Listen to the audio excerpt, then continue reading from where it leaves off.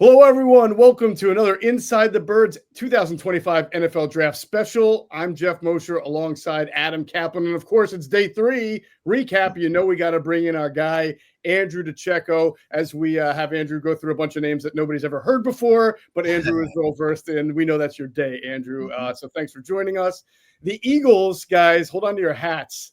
Despite only picking 2 guys on the first 2 days, wind up drafting 10 players, their most since 2020 draft, which we all remember that. That's the one that netted the team Jalen Hurts, and then not much else after that. But 10-player haul, and we'll wrap up what we know and talk about some of these names. The one thing that really strikes me, Adam and Andrew, I'll start with you, Adam, is we talked about how the Eagles lost so many players in this offseason, and whenever we went through what areas could they use depth, the answer was just yes. I mean, it was almost every position that the Eagles could at least use depth at. And when you look here and you see linebacker / edge first round, safety second round, DT, corner, another off-ball linebacker, center, quarterback, 2 offensive tackles. One of them might be able to play guard. We'll talk about it. And then another edge. They really went and addressed a lot of different categories or a lot of different positions that needed depth. Yeah, we said, for months that this is going to be a defensive draft. And if you look at it, the first 5 picks were all defense. At some positions of depth need, no question about it, for this season, and some were clearly for the future. And then, it's just, as they say, rounds 4 through 7 are the scouts days, where they huddle up.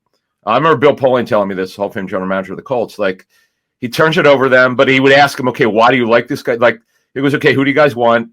But he makes sure he asks the right questions. Why do you want this guy? But that's the meeting that they have, and it's at 12 Eastern, so maybe they get there at 7, and they have a couple-hour meeting. Okay, let's go for it. Who we want here and why? And if you look at it, what I've also found fascinating is they drafted 2 players, sons of former NFL players, 2 guys I'm very familiar with, Drew Kendall, Pete Kendall, and Chris Hinton, who's very famous. We'll get into that later for something that happened over 40 years ago. And his son Miles. So I thought it was very interesting day 3. Yeah. You either had best available Bulldog, best available Jersey kid, or best available son of somebody famous who played in the NFL. That seemed to be the draft approach. Andrew, what was your big takeaway just in general from the 10-player haul? I thought the Eagles got great value for someone like a Ty Robinson. I like AndrewMukuba at 64. That was one of my favorite picks. And I've said that throughout the process that he would be a safety that if they stand pat at 64 would be a really good fit for what Vic Fangio likes to do with his defense. Really smart player. And then, of course, you get great value at 31 in getting JihaadCampbell, who can play edge and linebacker. So I just think that's fantastic value. They came out of this draft with 2 starters and some contributing pieces. Ty Robinson's going to be part of a rotation, most likely. They got a backup center in Drew Kendall, which they needed to get. I liked him coming out, and he did have a Zoom meeting with Jeff Stoutland back in March. So I thought that they checked off a lot of boxes. However, the one main position, tight end, was not addressed. That is correct. So that'll be interesting to see what they do going forward with the Dallas Goedert situation. Certainly worthy of a discussion. I have an interesting takeaway. I wanted to run this both past you, and it's based on really just my observation, but with a little intel. We know that the Eagles had their eyes on some offensive linemen in the 3rd round, and a couple of them went before the Eagles picked. Obviously, HowieRoseman didn't feel like making an aggressive move up and trading in the 3rd round, and so he wound up trading out. And then also in the 4th or 5th, he traded. He had multiple picks, and then he traded. Yeah, the 4th. He traded out after making the defensive tackle pick of Ty Robinson. Yeah. And I believe Jalen Travis was the offensive tackle who went to the Colts, and then all of a sudden the Eagles magically trade out again. So the fact that the Eagles traded out of the 3rd after some linemen went, and then traded their 2nd pick in the 4th after some linemen went, made me think that the Eagles felt that there was good offensive line value in the middle and not too much good value at other positions. And when I look at what they did on day 3 and just a smattering of different positions, I wonder if they just felt like this draft in particular didn't have a lot of great or really good talent for where they were picking. And so you wind up with some dart throws, let's draft a quarterback because He led the NCAA in passing. Let's see what he can do. Let's draft this Cameron Williams kid that we'll get into, who has a lot of high upside. It felt to me like when you trade out twice in the middle rounds, you're just not loving that core part of the draft where they usually tend to like certain guys and the value there. Adam, does that sound that vibe with you? Yeah, Howie's been pretty consistent. He actually talked about it after day 2, where the board got hit. They didn't like what was there, so they traded out. And that's this commonality. A lot of GMs do this, because the worst thing you do is when you say, okay, well, we got hit, but we got to take the next best player at this position of need. Let's take this guy now. Where, hey, if you didn't have the grade there, don't take them. Like if you look at your vertical board and it doesn't match up, don't do that. That's how Howie's grown to become one of the better drafters.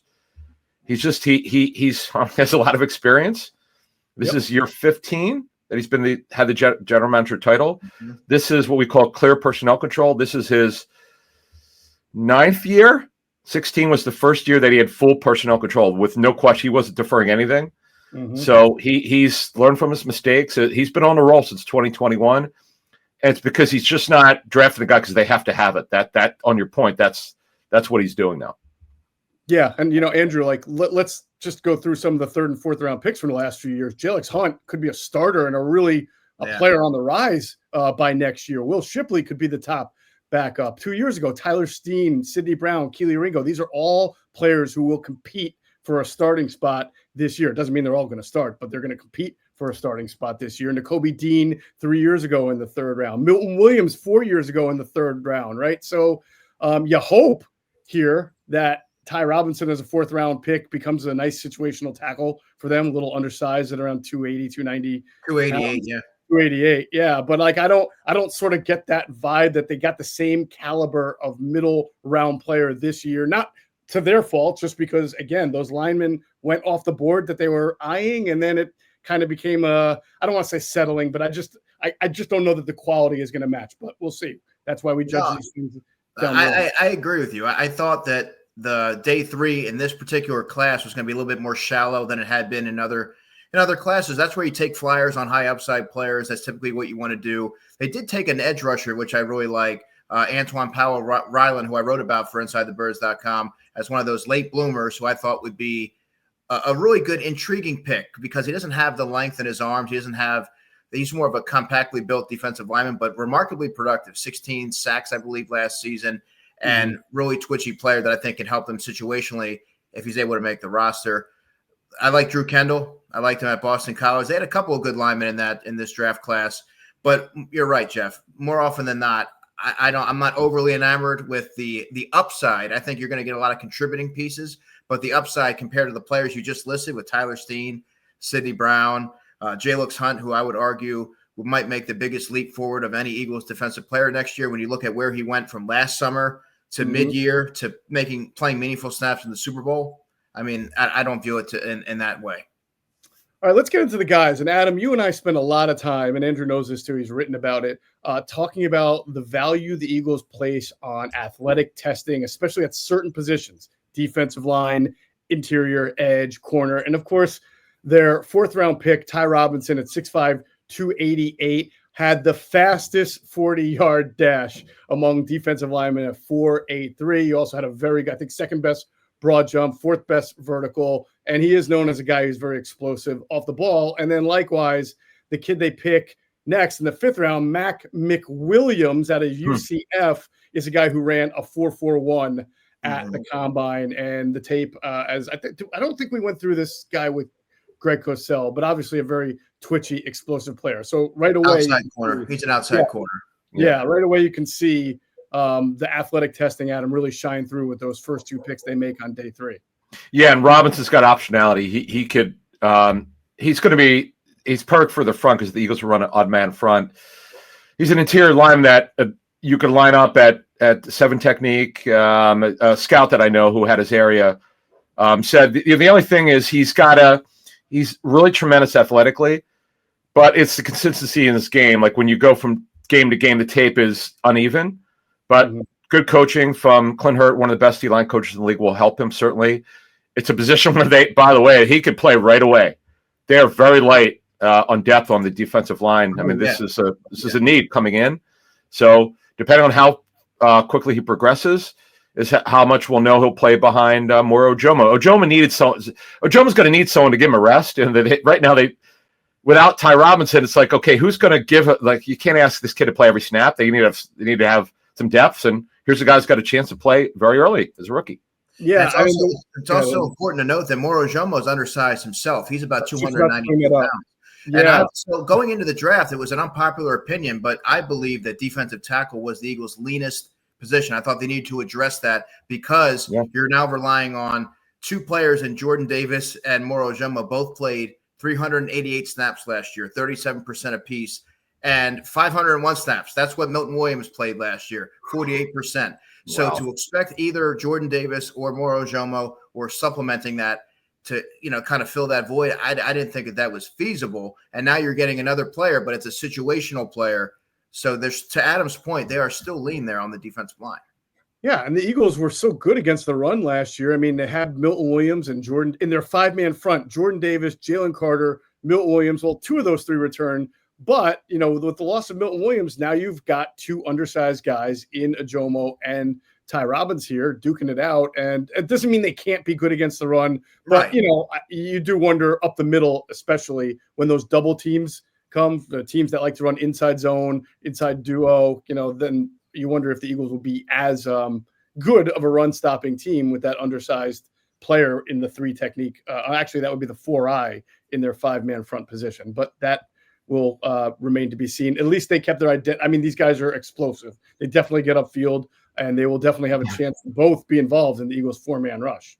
By the way, Ty Robinson, and I know 40-time Joe Banner told us it's meaningless for defensive linemen. I don't disagree with that, but I just want to mention, because it's ridiculous. 4.83 for a defensive lineman is insane.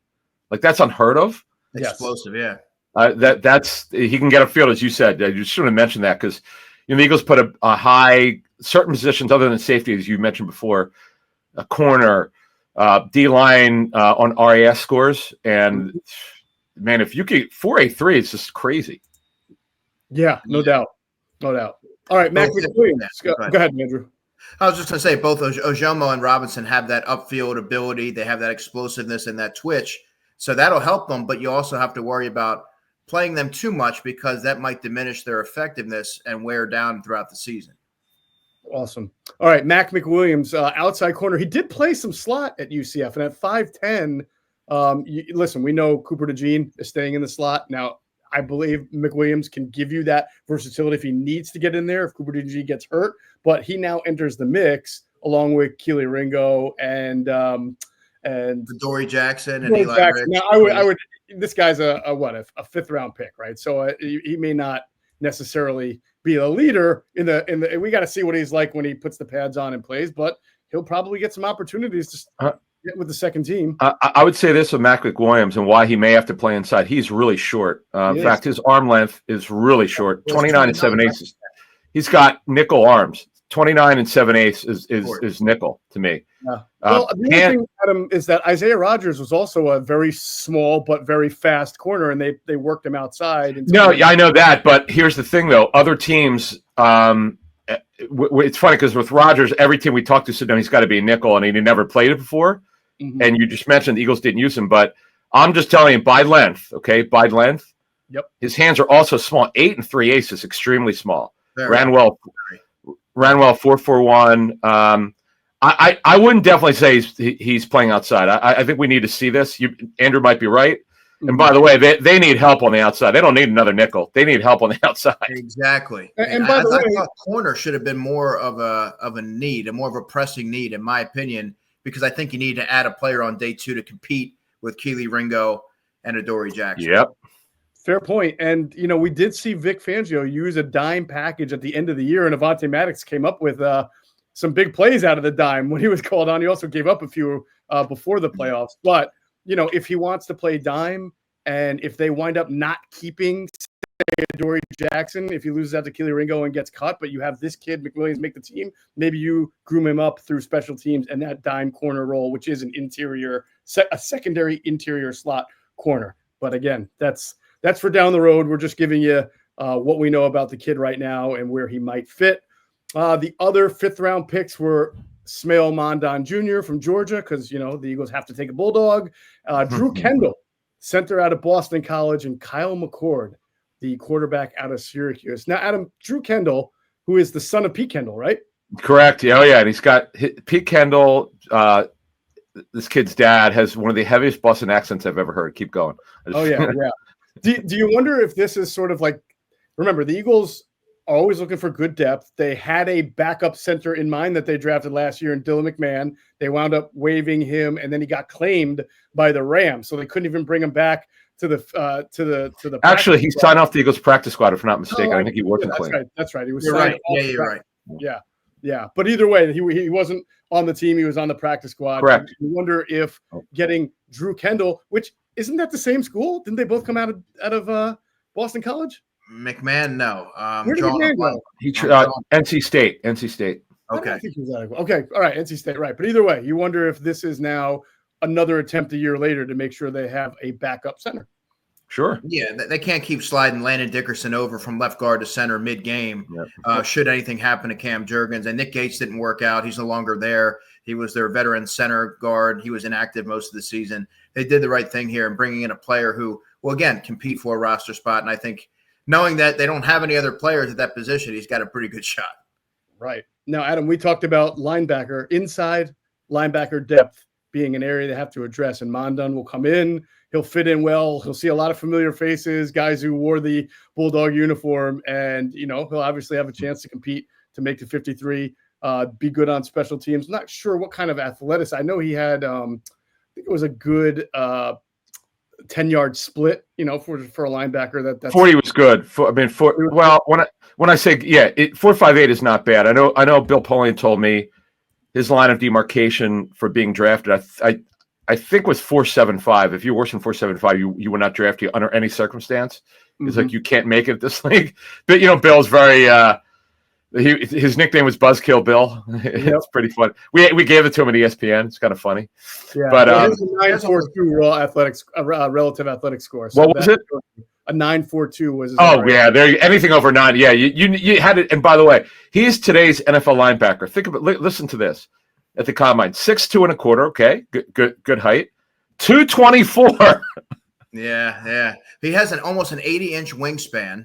Yeah, he's a 3-year starter, so you like that. You're getting a 3-year starter from a premier program. I like his toughness. I like his leadership. It kind of reminds me of Kobe Dean. And he has a blue-collar approach, which really stands out when you watch him play. He's not above playing on special teams, even though he was a starter. I like his sideline-to-sideline range. He does have sort of a narrow frame. But I like that pick. He was my 4th-rated linebacker in this class. Nice. And really, what he does is sort of replace what they lost in moving Ben Van Sumer into fullback. Now, I mean, Ben probably was even more of an athlete if you look at his RAS. Yes. But this guy, my point is, he can be a really good special teams player the way Van Sumeren is, and then they can eventually work him if they like his development into some kind of, linebacker role if there's enough injuries where he'd have to be forced into play. Yeah. All right. He's now wearing number 43, by the way. Okay. Nice as he transitions. So you can still play linebacker because Kaiser White, of course, wore 43 and played linebacker for the Eagles. So if he has to be, to your point, Jeff, be pressed into service, he could do it. There you go. All right. In the 6th round, they start with Kyle McCord from Syracuse. Were you guys surprised at all that they took I wasn't, because I just feel like you go for value there, and he's there. He's a different style of quarterback. He's much more of a pocket quarterback. I believe he led the NCAA in passing yards. Syracuse had a really nice year. So at that point, I think, like Andrew brought up, Adam, is that you just go for the best value and see what you get. It's a value. You and I were talking in text hours ago, and I just love this pick. I know in scouting, he's kind of – you guys talk to scouts. He's a hot button guy. Some just cannot stand the player. Nothing personally. They just don't like him, his tape. But, man, he's put up major yardage. It's a dart throw. Joe Banner told us, because I think you asked the question to Joe, like, Eagles had a history. This is many years ago. The Brian Rolls, guys like this, 6th round, 7th round. Greg Lloyd Jr., who they completely missed on. That's a good pull. yeah, I know. But Jeff and I love going, but this is well before your time, Andrew. We would, when in the mid-2000s, so the Eagles just had a history. These guys not making it. Curtis Marsh. Who's that? Curtis Marsh. Curtis Marsh. Oh, yo, that's a ITB 30 for 30. That one. Okay, but anyway, Kyle McCord. Listen, he's got athleticism. He's put up major yards. It strengthens your quarterback room. And if I've learned anything in this business at quarterback, you can't have enough of them. If you've got a 5th or 4th round grade and he's still there, you take him. You don't worry about what anyone else thinks. Absolutely. It's what Ozzie Newsome says. Your board speaks to you. What does your board tell you to do? Who's the highest graded player? Kyle McCord, take him. That's it. Right. It'll be interesting to see, Andrew, if Kyle McCord can bring his version of a wow factor when he plays in the preseason, because he does not have the same kind of arm that Tanner McKee has. Tanner brought the wow factor in the preseason because not a lot of people watched him at Stanford. Not a lot of people knew who he was. Then he got in their preseason, and the howitzer is just like, whoa, he's throwing a Tyree Cleveland. He's throwing a Johnny King. He's just throwing like everybody who nobody's ever heard of. Yeah. That's not going to be Kyle McCord. Kyle's more like maybe a surgeon. He can pick you apart. He can throw the ball. He just doesn't have the same arm. So how is he going to wow people in his preseason? Probably just by being accurate. Yeah, timing, and I think that he's going to provide the offense with the jolt, at least make preseason play a little bit more watchable. You're having somebody who can capably navigate an offense, and he's going to be competing with Dorian Thompson-Robinson, and I can tell you that I like the way that Kyle McCord throws the football a lot better than Thompson-Robinson does. And you guys have talked about how the league views Tanner McKee. This could be, if he works out, the Eagles' way of trying to get ahead of things and have a guy in place that they kind of groom and develop for the future as a backup. That's what you do. You throw darts and you hope things work out for you. You take the highest rated player on your board when you can. The other next 6th round pick, Miles Hinton out of Michigan, an offensive tackle. Again, another kin of an NFL player. His father did what, Adam? I forget who his father was. So Chris Hinton, his father, I believe played Northwestern, another Big Ten school. He was involved in the trade. See, he was drafted by 1983. So he was involved in the Elway trade. So he was drafted by Denver, and then he was traded to the Colts for Elway, whatever the draft compensation is. It's actually a great NFL Network has done some great film work on that draft, and Chris Hinton was a great interview. But anyway, so yeah, this is the son of a player, and he's got really good length. This is I find it fascinating, and what Cameron Williams we've got some great intel on him. But it's interesting, back-to-back project picks in Miles Hinton and Cameron Williams. Yeah, now this guy has guard tackle versatility. He started 20 games at right tackle and then 11 at left tackle in his college career. Of course, playing at Michigan, these offensive linemen, they know how to go forward. They know how to road grade, Andrew. These guys are usually maulers and road graders, of the Runyon-esque type of players. Yeah, exactly. No, I like that pick. And they're going to take a tackle at some point to compete with the Kendall Lambs and the Matt Pryors of the world. I like his upside. I don't like Matt Pryor very much for watching him play over the years, but he'll have every opportunity to do so. And he reunites with Trevor Keegan, who, let's not forget, the Eagles drafted in the 5th round last year. There you go. That's right. Trevor Keegan out of Michigan. Yep. So the Eagles now have a stock. Hey, don't forget, Brett Toth is still on the He's still there. Yeah, that's right. Is he really? He is. That's unbelievable. That's one of those players who just simply won't go away. Good for him, and he can play center, but you don't want him to. But anyway, right. So let's talk about the next guy, Adam. I know you had some intel on Cam Williams, the offensive tackle out of Texas. So this is one of those guys in scouting. When you talk to scouts, everybody knows about him. Mm-hmm. I think he started 1 year at Texas, and I'm told he actually had knee surgery after the draft. After the combine. Mm-hmm. He knew he went to the combine, it didn't work out, but he has got, how he talks about tools in his toolbox. This kid is going to play right tackle. He was actually, believe it or not, this is actually a cool story. So over the last couple of weeks, he was working with former Steelers Super Bowl winning offensive line coach Larry Zerline, his son Lance, who works for NFL Media. Yep. This kid's got a lot of gifts, but he's super raw. This is, hey, listen, who the hell knew about Jordan Mailata when he was drafted? Okay, he never played football before. Obviously, this kid is super raw, but really talented. He just needs to be coached hard, and what's coming here. He's going to be coached hard. You saw what we could go. Everybody knows the lists of what Stout's done with these guys that no one's heard of. or guys who have been journeymen have come here and they become better football players. Becton, one of the best stories we've seen in years. Other than, of course, Mailata is one of the best stories in NFL history. So to move this along here, this kid's he's a right tackle. He's got a lot of gifts, but he's raw in development and he needs patience. See, by the way, these last 2 picks are about the future. This has nothing to do with the guys who are on the roster. Right. This is about, okay, down the line, could this guy be our backup? Andrew kind of alluded to it on the guys who are on the roster, but this is really more about, could these guys be the top backup tackles down the line? Maybe. But when you're drafting the 6th round, they're long shots to make it, but they become less of a long shot if they're coached. Good. Yeah, you just take flyers. You go for players of high athletic testing, RAS, and you trust your coaching staff to develop them and work with them. Yeah, and at least this guy's played at a high level. He played at Texas, so while he is developmental, he's not. It's not like you're picking a kid out of McNeese State here and hoping that not only do the traits develop, but he's not like soiling his underwear when he's playing in front of 50,000 people. Yeah. So but hey, by the way, length. Okay, here's his length: 34.5-inch arms. Yeah, his wingspan is ridiculous at 84.5. And maybe you guys know better than I on this one. I'm sure there are guys who have bigger hands in NFL history. 11 3/8 is ridiculous. Oh my god! If he shook my hand, it go to like my elbow or something. Yeah, this is, dude, guys. This is insane. So, look, Jeff's line I like is the dart throws. You see what happens. He's with great coach. You got the best in the league and maybe one of the best in NFL history, Jeff Stoutland. See what happens. My God, those hands. This is a guy who sneezes and his face disappears. I look forward, Andrew. By the way, Andrew, because you'll be the first to see him out of all of us, of us 3. Because I always love when Andrew and I exchange notes on sizes. We get a chuckle of stuff we see. Yeah, I can't wait till you see him and let us know. I know what I saw with Mailata the first time. I almost fainted. I was like, who is this guy? I was like, this is not real. 6'8" and 400 pounds, and but I cannot wait to see what you say about this kid. Yeah, that was like what I was thinking when I saw Mekhi Becton for the first time. And remember Aneem Dankwa? I saw you. Yeah. Remember Aneem Dankwa last summer? Oh, he was a big dude. Yeah. Yeah, very.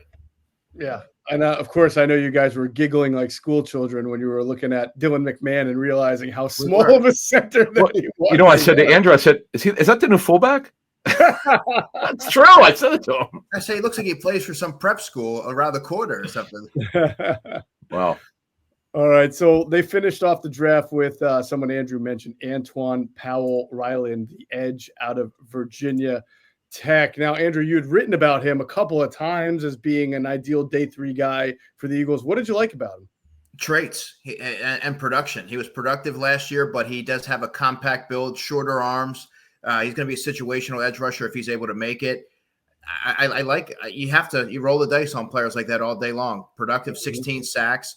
19 quarterback hits, I think there was. So when I looked at what the Eagles look for and how that player might project, and you look at the RAS and all that, he aligned with their ideologies. Awesome. And getting another edge. Obviously, you've got JihaadCampbell who's going to play on the edges a little bit. And by the way, it's Jihad. Jihad. What did I say? Jihad? Yes, it's Jihad. Jihad. Okay. Yeah, actually, that is an important distinction. If I'm not, yes, JihaadCampbell. I should know the guy's like 2 blocks away. Played his high school football from where I'm at. So, all right, interesting stuff. Hey, let's really quick, Adam, circle back and also get Andrew on because we, in our last podcast we went through the first round pick, but I did want to talk a little bit more about Makuba as far as any information you've gotten since the Eagles drafted him that we haven't gone through. Yeah, I asked an area scout. I said, hey, break down the safeties in your area for me. And he went through the schools, and I said, okay. He did Makuba. He said, listen, this kid is a better athlete than he's been given for. You can play him in nickel. And Howie talked about this. We played nickel at Clemson. So he gives you optionality for the future.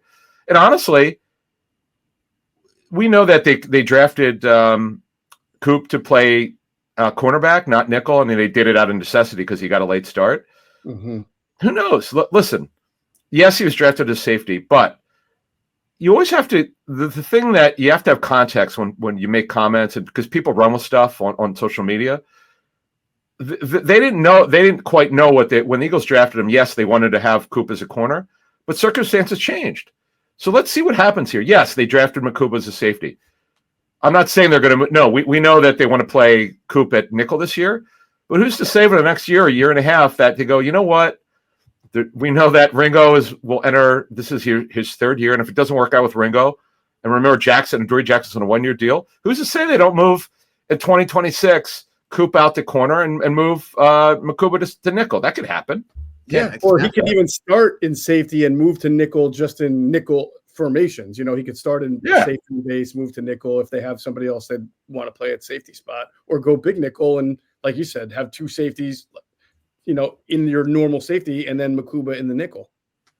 Without knowing for sure, Makuba strikes me as somebody who would be a red star player for them.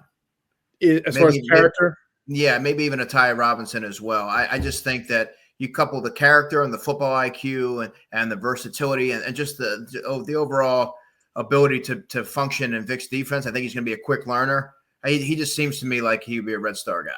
Yeah, and for those who don't know, red star means the Eagles believe this player is of the highest character, leadership, teammate, really love all of the kind of the intangibles and stuff that sometimes fall through the cracks there. So yeah, that wouldn't surprise me too. I think Sidney Brown was considered a red star player. Yeah. So was Maddox. I believe Avante Max in 2018 was.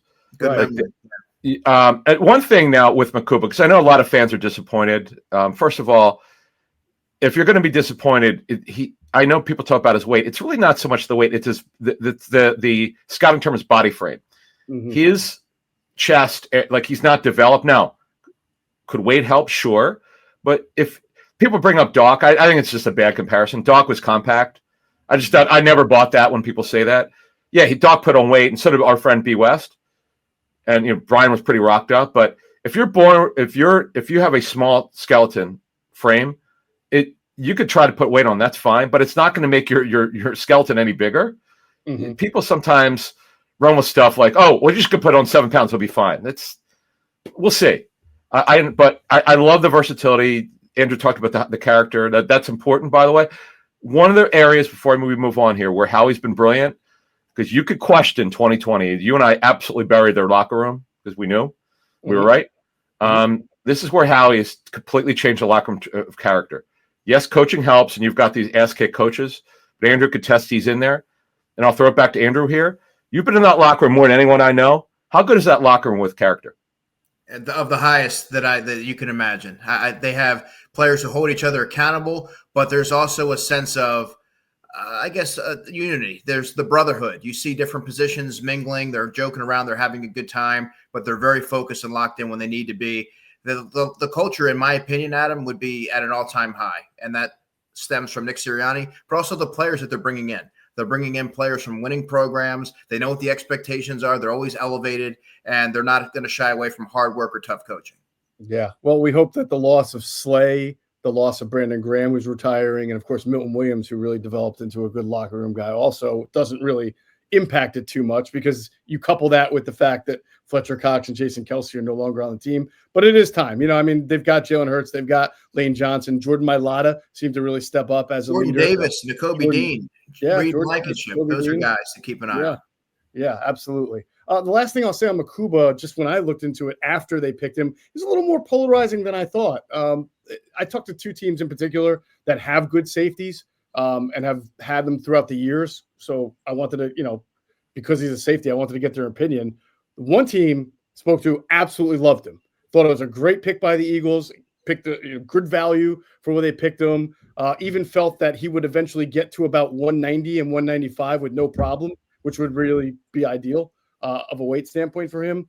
And then the other team liked him, but thought the size was a little bit of an issue, as some teams are going to look at that depending on how you deploy your safeties, and had him more in the round 3-4 range. So polarizing guy. And I definitely think that scheme matters in this situation. And what we know is that Vic likes these kind of guys. He doesn't want the rocked up, yoked up, Amin Wari types. He likes these versatile hybrid safety nickel types. And so he definitely fits the scheme. And you can see why the Eagles valued him in the second round, maybe over some other teams. Hey, real quick, I'm just going to say I've not talked to anyone in Scout who doesn't like the kid as far as tape, but it's kind of a situation, guys, to be honest with you. And I know fans are saying it, and I understand it. And can he stay healthy with his body? We're going to learn a lot about him. But I love that, like that. I don't know about Andrew, but I can only speak for me. I haven't talked to anyone who doesn't like his tape. Like, that's true. Even the team that told me 3 and 4 said they really liked how smart, tough, and physical he was. So that's the thing. It's a size thing for them. Yeah, that's the thing. He'll come down and he'll hit you, and he does fly around, throw his body around. But you wonder, being 186, is that going to have some durability concerns in the future, because that's the way that he plays the game. Very tough and physical. There you go. All right, great stuff. Great recap, Andrew. We thank you as always for joining us on day 3 like you do. Adam, great intel.